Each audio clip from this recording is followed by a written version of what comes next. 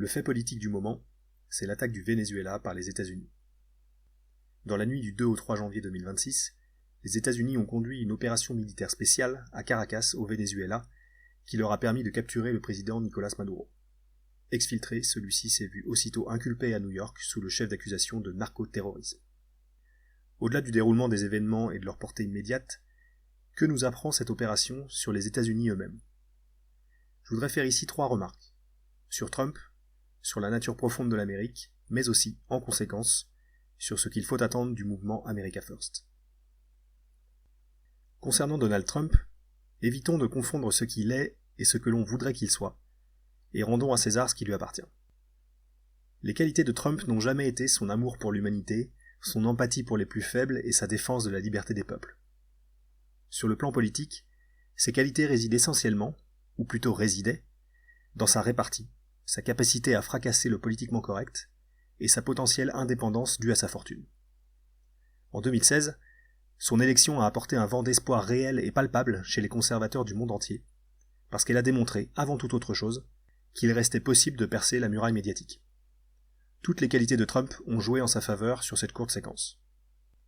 En revanche, après l'élection, il a fallu passer aux actes, et le Trumpisme a alors montré toutes ses limites.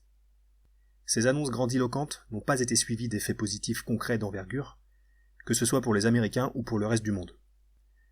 Son indépendance par rapport au marais de Washington ou à l'État profond n'a jamais quitté le domaine du potentiel, car Trump s'est toujours entouré au poste clé de faucons néoconservateurs et sionistes. Quant aux saillies politiquement incorrectes qu'ont-elles produit concrètement ? En l'occurrence, elles ont surtout servi de véhicule rhétorique pour endormir la droite réellement conservatrice, celle qui aspirait à un réel changement de cap. Un mécanisme classique de manipulation a consisté par exemple à tenir en surface un discours anti-immigration virulent pour séduire une certaine droite nationaliste. Ce vernis identitaire a ainsi permis d'obtenir le silence relatif de ces conservateurs sur des choix géopolitiques par ailleurs aux antipodes des intérêts réels du peuple américain. On pense bien sûr, par exemple, au soutien indéfectible à Israël ou à l'engagement financier américain en Ukraine.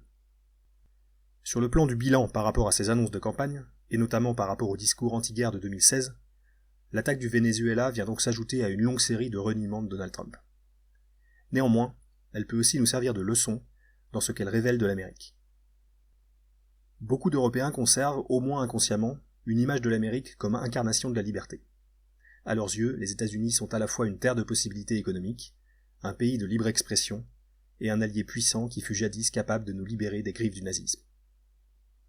C'est pourquoi lorsqu'ils voient Bush détruire l'Irak, Obama soutenir le terrorisme en Syrie, ou encore Trump bombarder le Venezuela, ces mêmes Européens ne peuvent que laisser éclater leur colère, tout irrités qu'ils sont par cette Amérique qui ne cesse de les décevoir. Mais décevoir par rapport à quoi ? Qu'attendent les Européens des acteurs politiques américains exactement ? Qu'ils se comportent comme des héros hollywoodiens, se posant sans cesse des questions morales et se portant toujours, lors du grand final, au secours de la veuve et de l'orphelin ?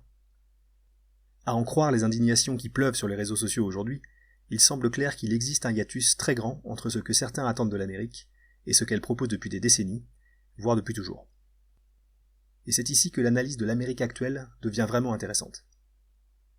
Car il faut dire un mot maintenant du mouvement America First, incarné désormais non pas par un Trump complètement démonétisé, mais par un Nick Fuentes remonté comme une pendule. Et le moins qu'on puisse dire, c'est que l'impérialisme américain est très loin d'avoir dit son dernier mot. Ceux qui suivent les interventions de Fuentes l'auront constaté sans aucune équivoque. Ce jeune Américain de 27 ans incarne, plus que tout autre commentateur politique actuel, une volonté de puissance américaine complètement décomplexée. Sur le Venezuela, la position de Fuentes est la suivante. Attaquer un pays souverain ne constitue absolument pas un problème, et surtout pas le Venezuela, car celui-ci a le malheur de se trouver dans la zone d'influence américaine immédiate. Et lorsqu'on lui pose la question, Fuentes s'oppose résolument à toute posture isolationniste. Pour lui, les États-Unis doivent aller chercher les moyens de la puissance là où ils se trouvent, c'est-à-dire dans leur sphère d'influence.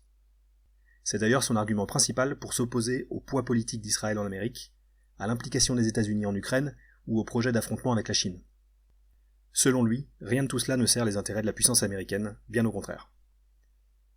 L'arrivée au pouvoir d'une idéologie de type America First, si elle se produisait, ne s'accompagnerait donc pas d'un apaisement de la volonté de puissance du pouvoir américain, mais d'une simple redistribution de ses priorités. Les néoconservateurs ne sont pas les seuls dépositaires de l'impérialisme américain. Si le pays parvenait un jour à se débarrasser de la classe politique qui le gangrène et le ruine actuellement, il y a fort à parier en effet que sa prédation militaire, loin de s'éteindre, trouverait au contraire les moyens de se renouveler. En définitive, l'attaque du Venezuela est tout sauf une anomalie au regard de l'histoire américaine. Elle vient plutôt confirmer une identité impériale solidement ancrée, basée sur une expansion hégémonique assumée, y compris par la violence. La volonté de puissance américaine peut changer de forme et de langage au fil des mandats présidentiels, mais ceux qui parient sur son apaisement dans un avenir proche s'exposent à de grandes déceptions. C'était le fait politique du moment. Si ce format vous a intéressé, n'hésitez pas à le dire en commentaire. Le désaccord argumenté est aussi le bienvenu. À bientôt.